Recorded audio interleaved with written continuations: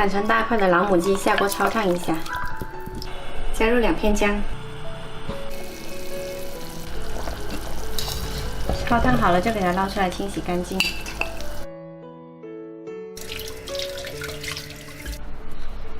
鸡肉洗干净了，放到砂锅里，加入1小把花生米，再来加入适量清水，还有2片姜，盖上盖，先大火煮开。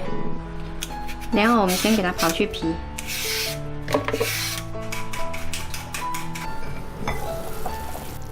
汤煮开之后就可以把莲藕放进来煲，比较长的可以给它切成2段。再次煮开了之后调小火煲90分钟。时间到了，哇，这个汤煲得好白哦！我们来把这个莲藕拿出来，给它切成小块。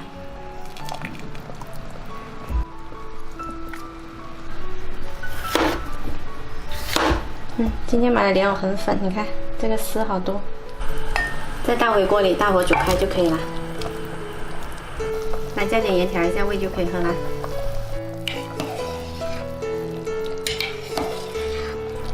今天这道莲藕花生煲老鸡汤呢，喝起来清润甘香，特别适合一家老小喝。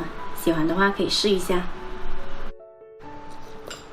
泡完温泉肚子就很饿，然后我们就会到岸上去喝1碗这样的莲藕汤，超级舒服。